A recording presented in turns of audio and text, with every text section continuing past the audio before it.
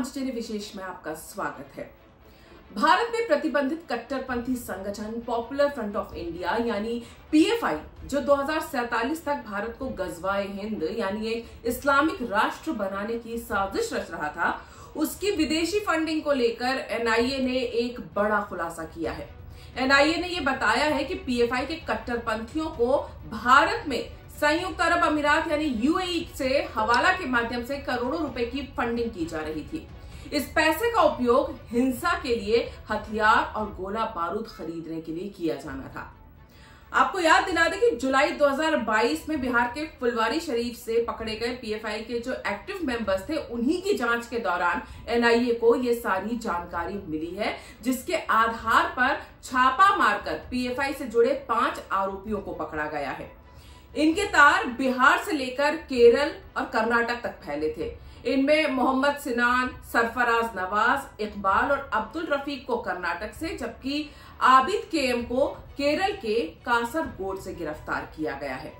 NIA ने 8 जगहों पर छापेमारी करके कई डिजिटल उपकरण, आपत्तिजनक सामग्री और करोड़ों के लेन देन का पूरा ब्यौरा बरामद किया है।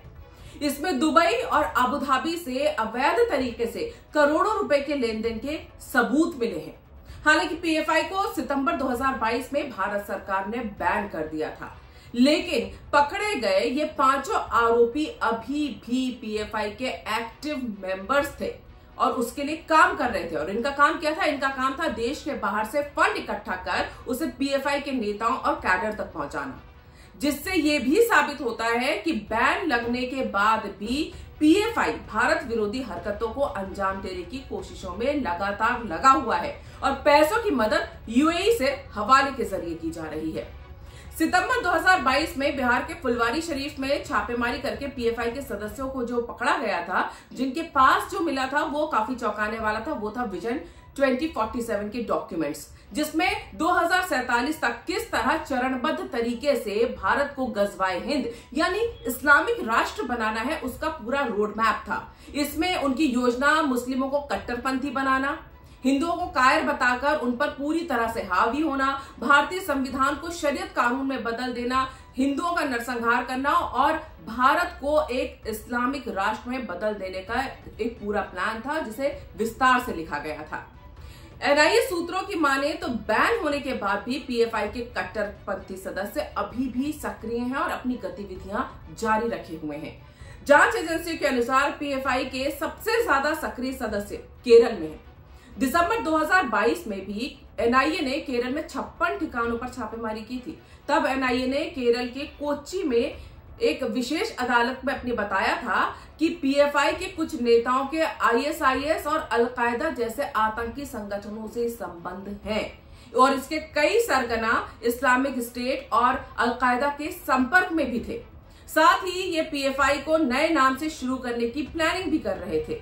वहीं दिसंबर में ही तेलंगाना से भी पकड़े गए थे 11 आरोपी और जब इन आरोपियों की चार्जशीट दाखिल की थी तो एनआईए ने कोर्ट में ये खुलासा किया था कि इन आरोपियों में से जो एक था अब्दुल कादिर, तेलंगाना के निजामाबाद में कराटे सिखाने के नाम पर एक कैंप चला रहा था।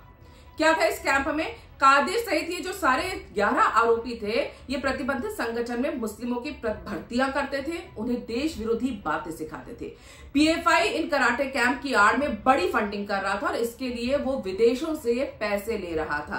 कैंप में मुस्लिम युवाओं को कराटे के बहाने लोगों पर हमला करने की ट्रेनिंग दी जा रही थी। कैंप में उन्हें किसी व्यक्ति के गले, पेट और सिर पर चाकू, दराती और लोहे से वार करने के बारे में सिखाया जाता था।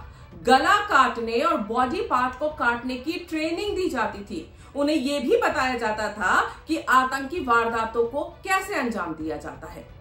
साफ है कि पीएफआई और उससे जुड़ी 8 संस्थाओं को भारत में बैन तो कर दिया गया है, लेकिन उसके कट्टरपंथी अभी भी गजवाए हिंद यानी इस्लामिक राष्ट्र का ख्वाब देख रहे हैं और भारत विरोधी गतिविधियों में लगे हुए हैं। लेकिन जिस तरह से एनआईए लगातार पीएफआई के कट्टरपंथियों को दबोच रही है और सारे सबूत तलाश कर रही है, उससे ये लगता है कि भारत की जांच एजेंसियों ने भी पीएफआई जैसे कट्टरपंथियों को जड़ से खत्म करने के लिए कमर कस ली है। पांचजन्य का विशेष आपको कैसा लगा? आप कमेंट करके जरूर बताएं। धन्यवाद।